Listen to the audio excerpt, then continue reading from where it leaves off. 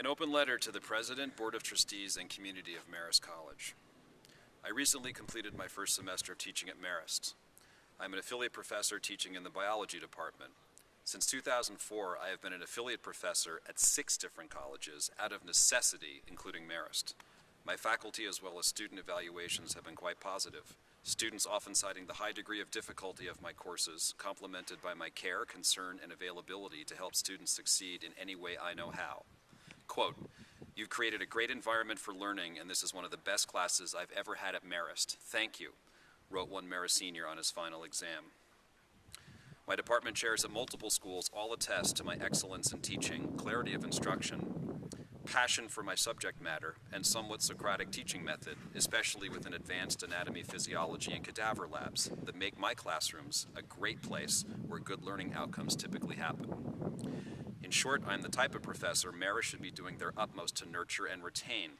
Instead, I fall into the anonymous pool of adjuncts, as do over 70% of the faculty of this college, undervalued and ever so vastly underpaid.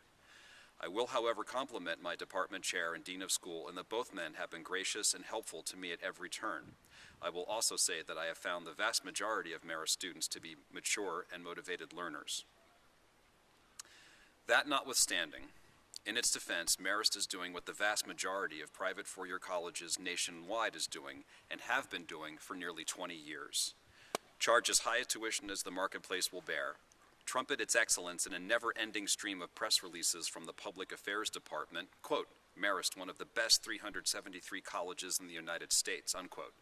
Build bigger and better facilities on campus. Bloat your administration with every expanding multitude of conceivable and inconceivable services not directly related to actual classroom teaching. Pay the select group of higher-ups, president, vice president, and maybe a few IT guys a salary double what regularly appointed faculty make, and then feed crumbs, literally crumbs, to the affiliates, whom comprise the vast majority of your faculty. And it typically is even worse at two-year institutions and publicly funded state schools. Oh wait, SUNY pays their affiliates far more than what Marist pays theirs. Cancel that. Folks, it's called the gutting of higher education in America, and Marist is the worst offender I have encountered in my nearly 7 years of teaching at the college level. Are you listening, U.S. News and World Report? The Marist brothers would be turning in their graves to see how the leaders of their dearly beloved institution are running things today. The affiliates, the backbone of Marist faculty, are the academic equivalent of day laborers. They work non-unionized, non-benefited, at-will jobs without any form of job security, able to be terminated without prior or just cause. They sweat the uncertainties of ever-shifting course assignments, living in limbo semester to semester, their work capped at a ridiculously low number of semester hours, teaching assignments disappearing with regularity when the enrollment numbers slip. Even if they could work a full-time schedule, which they can't, at our current pay rate, their total gross salary would be $19,200 per year. Let me repeat, $19,200 per year before taxes.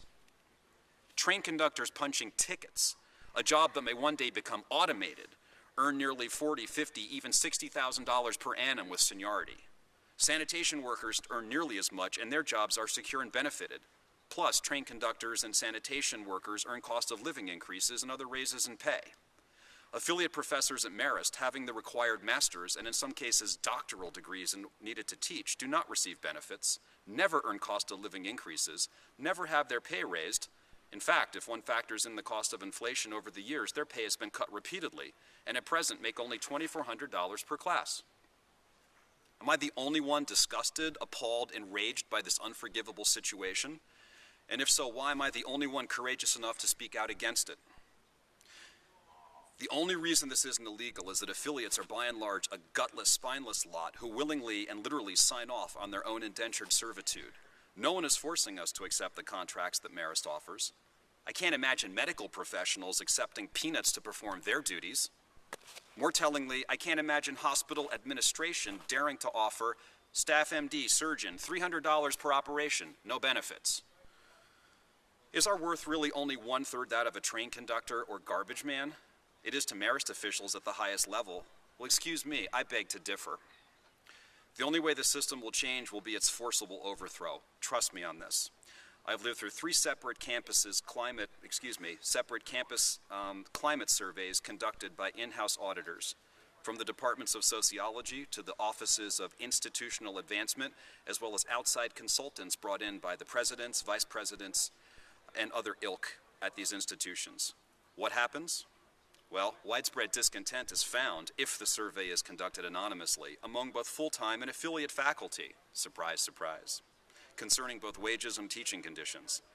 The metrics curiously moderate the closer the relationship between the assessing body, at times an outsourced entity afraid to speak the truth to the hand that feeds it, and the campus fat cats. The findings invariably are sugar-coated, with the admission from on high that all is not well in the ivory tower. A call to action is initiated, committees form, dialogue ensues, promises are made, and the talk continues and continues and continues and continues. Weeks turn into months, turn into years. The full-timers may be granted a minuscule cost of living increase. The affiliates, the vast majority of college teachers educating the students on campus, are pretty much shit out of luck. Too bad, end of story. Apologies for the expletive. This business model is corporatism at its utmost worst. The calculated economic strangulation of affiliate professors, to say nothing of the shabby salaries full-timers make, is reprehensible, immoral, and indefensible. It's an abomination. It is the naked greed of those on top with power choosing to enrich themselves as well as misappropriate funds on non-essential institutional services at the expense of those who really are the heart and soul of any college. They'll proffer lip service to valuing educators. You'd be a total moron to believe them. You'll be feted with a few campus-wide events per semester on the college's dime celebrating your service, read submission.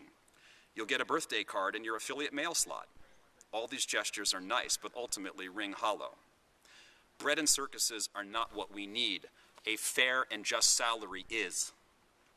Memo to students and parents concerning the haves and have-nots financially, Marist is a teetering house of cards. The powers that be have chosen to eviscerate college teaching as an honest, secure, and fairly remunerated profession. They consistently and predictably attain new heights in Orwellian doublespeak, the pinnacle coming when teaching at an out-of-state school. I was solicited by the president of that college imploring me to, quote, demonstrate my commitment to the institution, unquote, by making a voluntary monetary contribution to it. Folks, this is how far removed from reality your academic leaders truly are. And in fact, Marist itself solicited me last week in the very same manner. Why would I expect them to be any different? Something is rotten in higher education. Something is decidedly rotten on the east side of the Hudson River. This putrescence will only intensify the longer it remains unchallenged. I suppose I should give Dr. Dennis Murray and company the chance to remedy the situation. After all, he cares about gay college students harassed to death on the internet. He cares about our veterans. He cares about expunging all forms of discrimination on campus.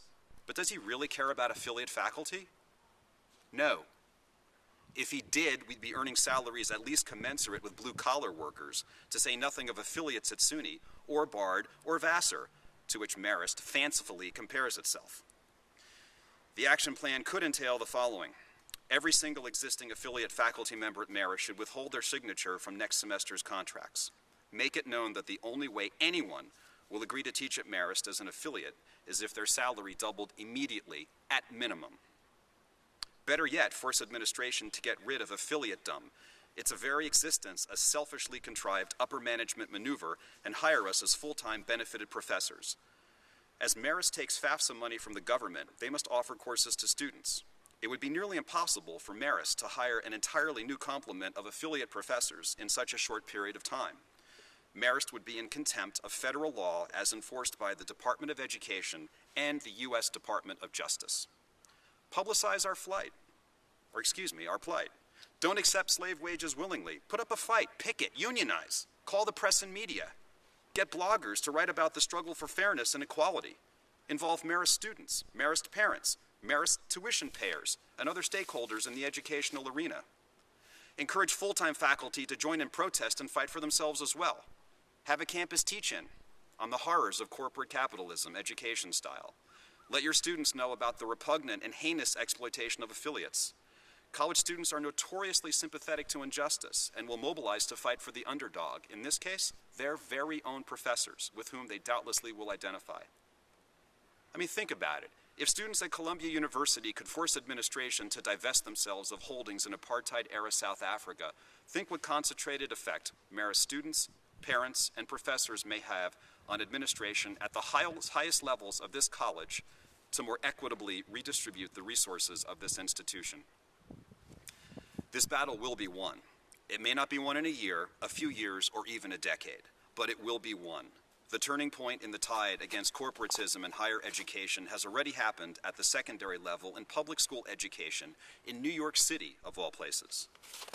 The Equity Project Charter School pays its teachers $125,000 a year. There is no educational bureaucracy. There's no assistant principal, no outsourcing of anything. The head of school earns less than the teachers. Dr. Murray, are you listening?